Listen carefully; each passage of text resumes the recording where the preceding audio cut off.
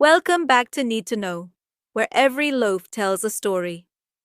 Today, we're unfolding three powerful steps behind perfect sourdough: autolyse, fermentation, and baking. Whether you're a curious beginner or an artisan on the rise, these are the secrets that make your sourdough sing. Autolyse. We begin with autolyse, the quiet start of something beautiful. Just flour and water, no yeast, no salt, no rush. Mix until all the flour is moistened.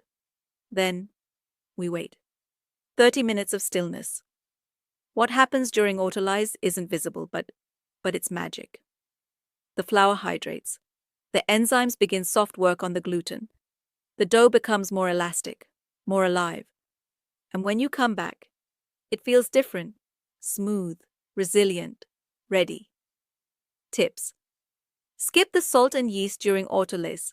They interfere with hydration and enzyme activity. Fermentation.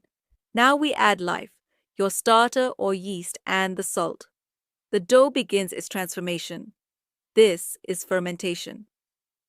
At warm temperatures, dough rises fast, but fast isn't always better.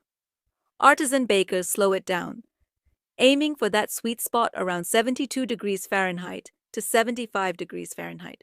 Why? Because time builds flavor. Acids form gently. Texture improves.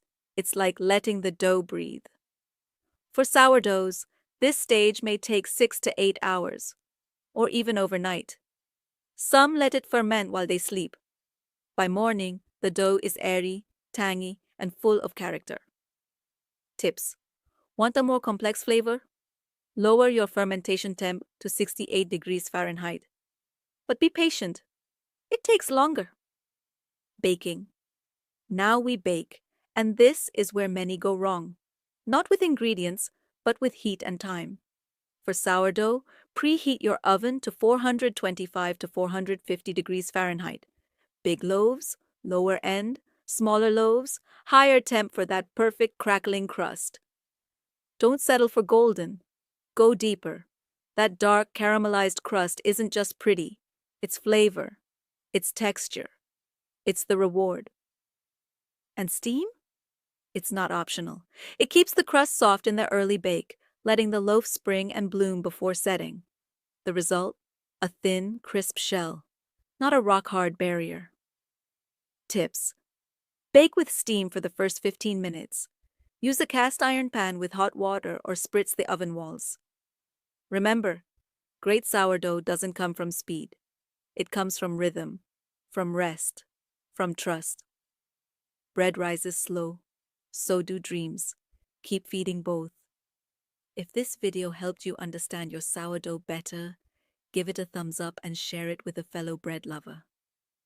Don't forget to subscribe. We're building a community where bakers rise together, one loaf at a time. Drop a comment below.